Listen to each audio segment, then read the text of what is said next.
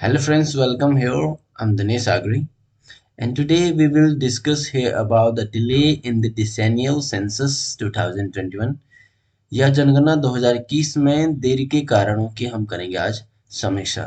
So friends, let's begin.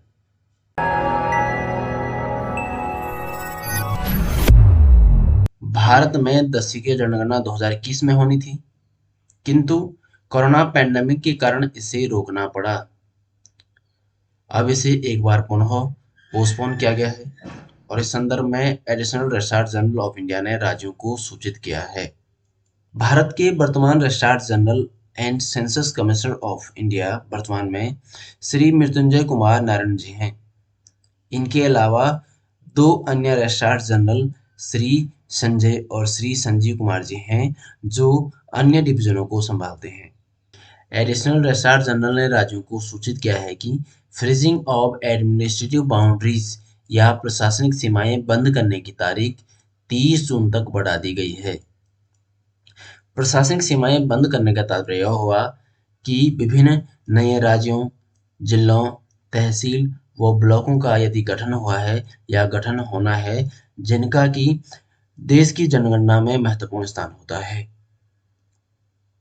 प्रशासनिक सीमाएं बंद होने के 3 महीने बाद ही जनगणना 2021 प्रारंभ हो सकती है, क्योंकि जनगणना 2 चरणों में होनी है, अतः जनगणना पूरा होने में कम से कम 11 महीने लग सकते हैं।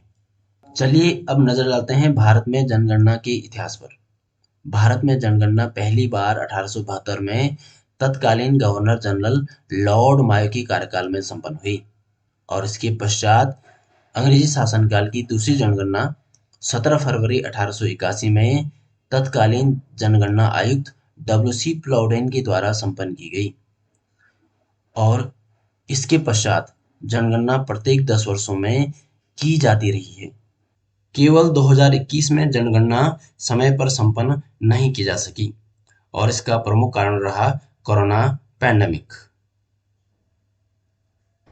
वर्ष 1943 में भोर कमेटी का गठन स्वास्थ्य के क्षेत्र में विकास की योजनाएं बनाने के लिए की गई व इस कमेटी की अध्यक्षता सर जोसेफ भोर ने की।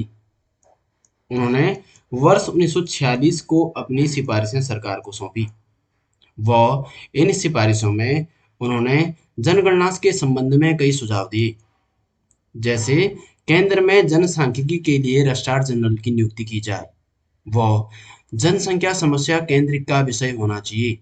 इस प्रकार की सिफारिशें उन्होंने सरकार के सम्मुख रखी। भोर कमेटी की सिफारिशों के आधार पर सन 1948 में जनसंख्या अधिनियम 1948 या सेंसस एक्ट 1948 पारित हुआ व इस अधिनियम में जनगणना के लिए कोई निश्चित समय निर्धारित नहीं है, बल्कि भारत सरकार गजट के माध्यम से जनगणना की रूपरेखा का निर्धारण करती है व स्वतंत्र भारत की पहली जनगणना वर्ष 1951 में संपन्न हुई। वर्ष 2021 की जनगणना के संबंध में भारत सरकार ने 28 मार्च 2019 को गजट के माध्यम से जनगणना के प्रारूप से देश को अवगत कराया व प्रशासनिक सीमाएं बंद होने की अवधि 1 जनवरी 2020 से 31 मार्च 2021 तक निर्धारित की गई, किंतु 14 दिसंबर 2022 को केंद्रीय गृह राज्य मंत्री श्री नित्यानंद राय जी ने राज्यसभा में बताया कि कोविड-19 महामारी के कारण जनसंख्या 2021 व उससे संबंधित सारी क्रियाओं को अग्रिम आदेशों तक स्थगित किया जाता है और इस प्रकार जनगणना 2021 समय पर नहीं हो सकी। कोरोना महामारी से पूरा विश्व प्रभावित हुआ। भारत के अलावा कई प्रमुख देश, जिनमें अमेरिका, ब्रिटेन, चीन व बांग्लादेश को भी जनगणना स्थगित करनी पड़ी। जनगणना में जनसांख्यिकी व विभिन्न सामाजिक आर्थिक मापदंडों पर डेटा संकलित किए जाते हैं, जिनमें शिक्षा, अनुसूचित जाति जनजाति, धर्म, भाषा, विवाह, प्रजननता, अयोग्यता, व्यवसाय, व्यक्तिगत प्रवास जैसे महत्वपूर्ण मापदंडों पर आंकड़े संकलित किए जाते हैं। चलिए अब नजर डालते हैं जनगणना की इम्पोर्टेंस पर। वैसे तो जनगणना के विभिन्न इम्पोर्टेंस हैं, जैसे सामाजिक, आर्थिक, राजनीतिक और विभिन्न स्तरों पर जनगणना की अपनी इम्पोर्टेंस है।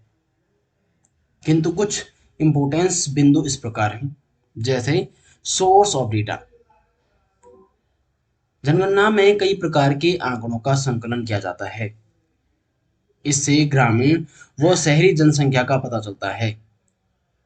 यह ग्रामीण समस्याओं व शहरी समस्याओं को आइडेंटिफाई करने में सहायक होता है।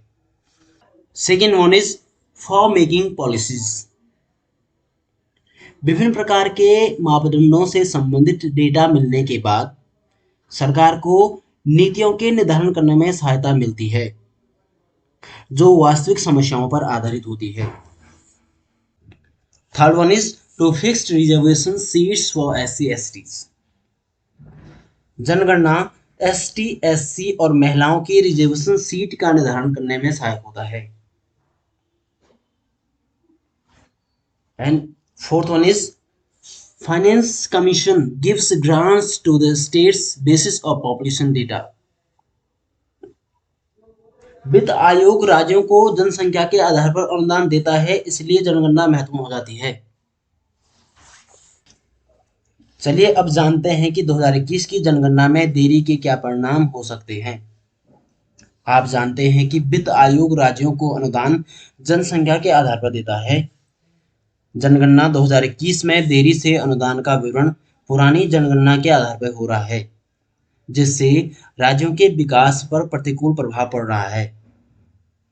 जनगणना में देरी के कारण कई प्रकार की वेलफेयर स्कीम्स प्रभावित हो सकती है, जैसे पब्लिक डिस्ट्रीब्यूशन सिस्टम के तहत भारतीयों को अनाजों पर सब्सिडी दी जाती है।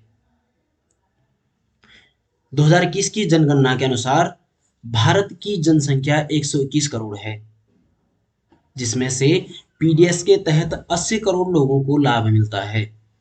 एक अनुमान के अनुसार 2020 में भारत की जनसंख्या 137 करोड़ है, जिसमें से PDS के तहत 92 करोड़ लोगों को लाभ मिलना चाहिए।